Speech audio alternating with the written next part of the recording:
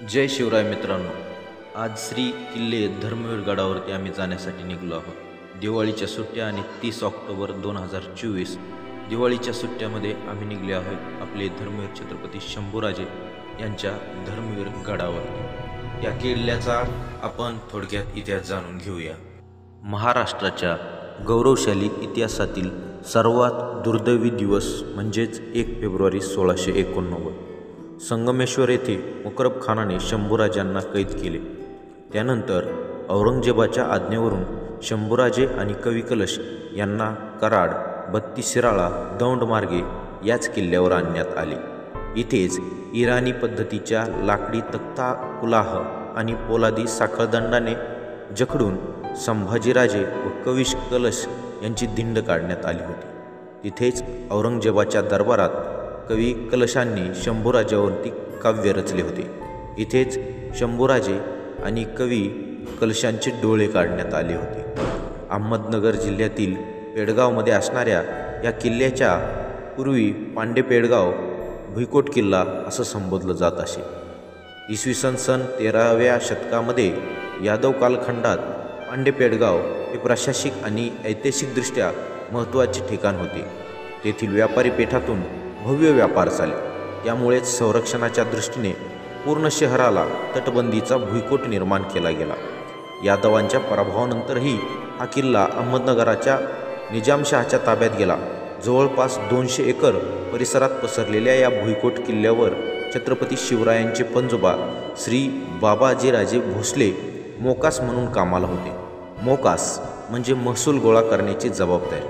त्यानंतरच्या काळात बहादूर खानाने या किल्ल्याची डागडुजी केली आणि किल्ल्याला स्वतःच्या नावावर बहादूरगड असे नाव दिले। सन 2008 शंभूराजांच्या बलिदानाचा स्मरण ठेवून स्थानिक शिवभक्तांनी या किल्ल्याला धर्मवीरगड असे नव्याने नामकरण केले। किल्ल्याकडे जाण्यासाठी असलेल्या कच्चा रस्ता पार करून पुढे आल्यावर दिसतो तो आत या गडाचा मुख्य दरवाजा।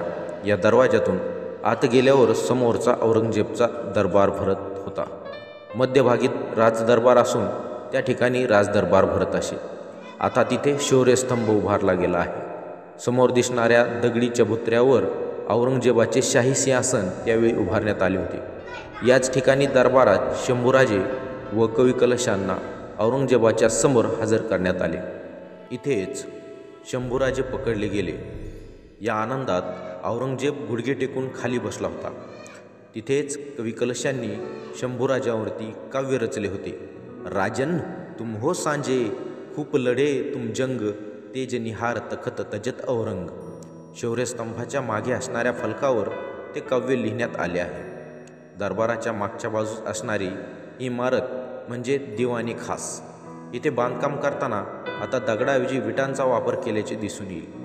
त्यामुळे नंतरच्या काळात इंग्रजांनी व्यापाराच्या हेतूने इथे बांधकाम केला असल्याचा अंदाज किल्ल्याच्या मागच्या बाजूस दिसतो। किल्ल्याच्या मागच्या बाजूस भीमा आणि सरस्वती या 2 नद्यांचा संगम आपल्याला पाहायला मिळतो। किल्ल्याच्या बाजूला जवळपास 20 ते 25 किलोमीटर अंतरावर कोणताही किल्ला, डोंगर अथवा टेकडी नाही। त्यामुळे शंभूराजांना कैद केल्यानंतर औरंगजेबाने संरक्षणाच्या दृष्टीने या किल्ल्याची निवड केली असावी। कारण डोंगरदऱ्यांच्या प्रदेशात गनिमी कावा करून मावळे आपल्या सैन्याला झोडपून काढतील आणि शंभूराजांना सोडून नेतील। म्हणूनच औरंगजेबाने सपाट प्रदेशावर वसलेल्या या किल्ल्याची निवड केली असावी असा अंदाज आहे।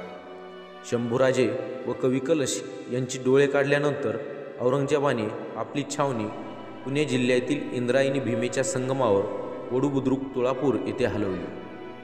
किल्ल्याच्या पश्चिम बाजूला जर आपण पाहिले तर आपल्याला या ठिकाणी शिल्पकलेचे अद्भुत आविष्कार पाहायला मिळतात। किल्ल्याच्या पश्चिम बाजूला अनेक आपल्याला महादेवाचे चित्रशिल्प पाहायला मिळतात। पुरातन काळातील चित्रशैलीचे हे एक अतिशय वैशिष्ट्यपूर्ण आविष्कार आपल्याला पाहायला मिळतात।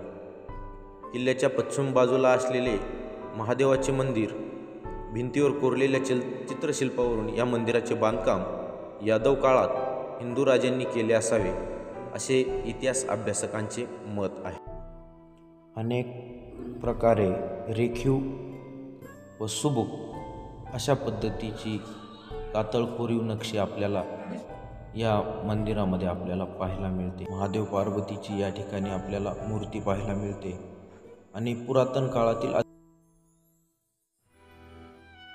परंतु नंतरच्या काळामध्ये या मंदिराचे अनेक प्रकारे नुकसान केले गेलेले आहे, हेही आपल्याला या ठिकाणाहून प्रकर्षाने जाणवते।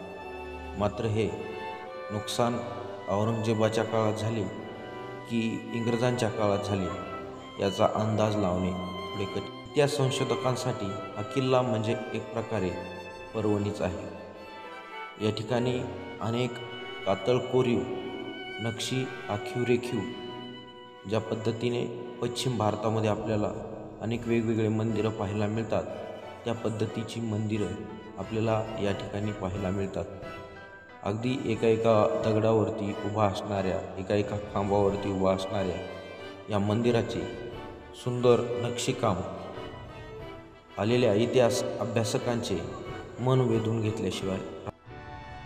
किल्ल्याच्या पश्चिम बाजूला असलेले हे प्राचीन मंदिर म्हणजे वास्तुशिल्पकलेचा अद्भुत आविष्कारच। या मंदिराच्या भिंतीवर कोरलेल्या चित्रशिल्पावरून या मंदिराचे बांधकाम यादव काळात हिंदू राजांनीच केले असावे असे इतिहास अभ्यासकांचे मत आहे। किल्ल्याच्या पश्चिमेस आपणास अनेक मंदिरे या ठिकाणी पाहायला मिळतात।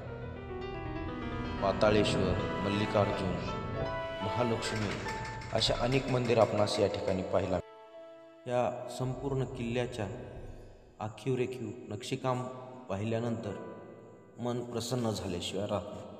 मात्र हा किल्ला फिरत असताना, किल्ला भ्रमंती करत असताना ज्याही वेळेस धर्मवीर छत्रपती शंभू महाराजांची आठवण येते, त्यावेळेस या किल्ल्यावर आल्यानंतर मंदिरांची अवस्था पाहिल्यानंतर मन सुन्न होते। या ठिकाणी आपणास पाहावयास मिळते ते म्हणजे पाताळेश्वराचे मंदिर।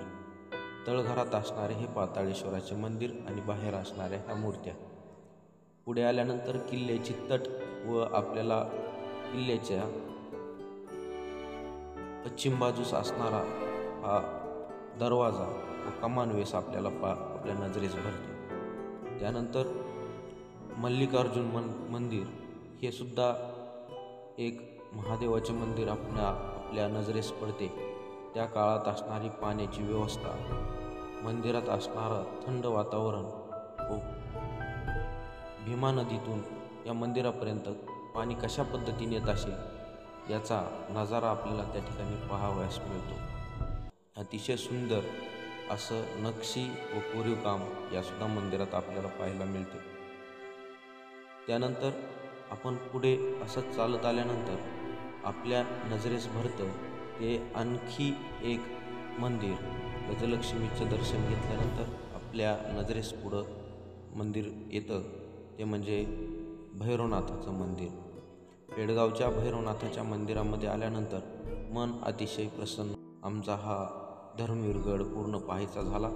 किल्ला संपल्यानंतर उत्तरेकडील वेशीमधून बाहेर जात असताना आम्हाला चपेटदान मारुतीची या ठिकाणी मूर्ती पाहायला मिळाली।